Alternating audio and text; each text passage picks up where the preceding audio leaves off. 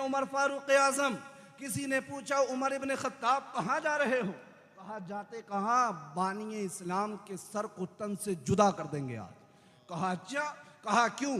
कहा कि वो मतलब लोगों को कलमा पढ़ा रहे हैं, भूख दाखिल हो रहे हैं, बहुत सारे लोग कलमा पढ़ रहे हैं। कहा ना बानी इस्लाम रहेंगे और ना दीन रहेगा। तो उन्होंने कहा, वो भी सहाबी थे, उन्होंने कहा जो मतलब जो रास्ते में शख्स मिले थे, उन्होंने कहा उमर इब्ने खत्ताब, बानी इस्लाम को बाद में कत्ल करना, पहले अपने घर की तो खबर ले लो। कहा घर में क्या हुआ? कहा तुम्हारी बहन भी तो कलमा पढ़ के मुसलमान हो गई हैं। सुभान अल्लाह। उमर इब्ने खत्ताब ने इतना सुना तो क्योंकि जलाली आदमी थे, गुस्सा बहुत था, बहन की तरफ चल दिए, बहन के घर की तरफ, और दरवाजे पर जाकर के दस्तक दी। अंदर से अल्लाह के कुरान की पढ़ने की आवाज़ आ रही थी। अरे तुम बोल दो सुभान अल्लाह। अल्लाह के कुरान के पढ़ने की आवाज़ आ रही थी। उमर इब्ने खत्ताब ने कान लगा करके सुना और सुन करके दरवाजे पर दस्तक दी। डर गए। अंदर जो कुरान पढ़ रहे थे और जो उनको पढ़ा रहे थे, बहन ने कुरान को छुपा दिया। उमर इब्ने खत्ताब ने कहा क्या पढ़ रही थी? कहा कि कुरान पढ़ रही थी। पहले तो बहन को मारा, बहनोई को मारा, बहुत मारा, हत्ता कि बहन के कानों से खून निकलने लगा। और जब बहन गिर गई जमीन पर और बहनोई पिटने लगे तो बहन तड़प करके खड़ी हुई और खड़ी होकर के कहा उमर इब्ने खत्ताब सुन, अगर तू खत्ताब का बेटा है तो मैं भी खत्ताब की बेटी हूँ। कहा जिस बाप का खून तेरी रगों में है, उसी बाप का खून मेरी रगों में है। अगर तू मारते मारते नहीं थक सकता तो ये खत्ताब की बेटी पिटते पिटते नहीं थक सकती। सुभान अल्लाह। इतना सुना उमर इब्ने खत्ताब ने तो चेहरा बदल गया। उस जहन में सोचा कि अब तक जो बहन सामने नहीं बोल सकती थी, उस बहन के अंदर इतनी हिम्मत कहां से आ गई कि जवाब दे रही है सामने से आकर।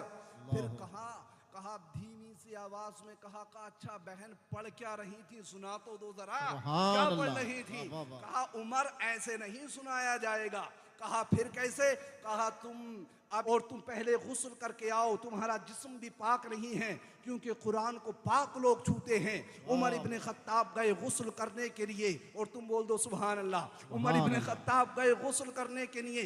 इधर हजरत उमर इब्ने खत्ताब गुस्ल कर रहे थे। एक दिन पहले नबी ने भी दुआ की थी कि अल्लाह या तो उमर इब्ने खत्ताब या फिर अमर इब्ने हशाम को इस्लाम में नवाज दे, इस्लाम को दे दे।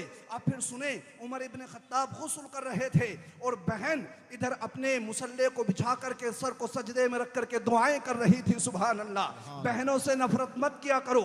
बहुत सारे लोग बहनों से भी नफरत करते हैं। बहनें बहुत अजीम नेमत हैं। बल्कि किसी मुफक्किर ने कहा था, अगर माँ बाप के बाद कोई हस्ती भाइयों के हक में दुआ करती है तो बहनों की जात हुआ करती। सुभान अल्लाह, सुभान अल्लाह। देखें फिर बहन बेटियां कितनी नेक हो और फिर कनीज़े फातिमा बने। उमर इब्ने खत्ताब गुस्ल कर रहे थे और आपकी बहन मुसल्ला बिछा करके दुआ कर रही थी।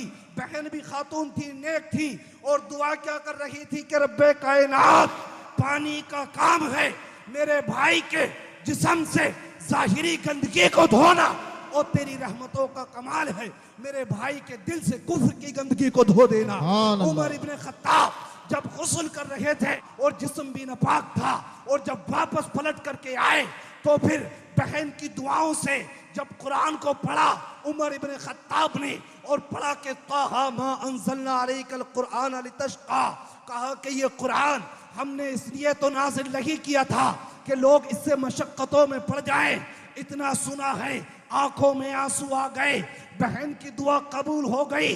उमर इब्ने खत्ताब कदमे मुस्तफा पर जाकर के गिर गए, अर्ज करने लगे या रसूल अल्लाह, गुस्ताखी को माफ कीजिए, कलमा पढ़ा करके मुसलमान कर दी। सुभान अल्लाह, सुभान अल्लाह। जब बहन कुरान पढ़ती है तो भाई ईमान लेकर के आता है, और जब माँ कुरान पढ़ती है तो बेटा नेज़े की नोक पर कुरान सुनाता है, और जब माँ 18 पारों की हाफिजा होती है तो बेटा गौसे आजम बन करके आता है, और जब माँ आबिदा, जाहिदा, तैयबा, ताहिरा होती है तो फिर इसी अजमेर की धरती पर कोई हजरत गरीब नवाज बन के तशरीफ लेकर के आता है, जो 90 लाख काफिरों को कलमा पढ़ा करके मुसलमान बना देता।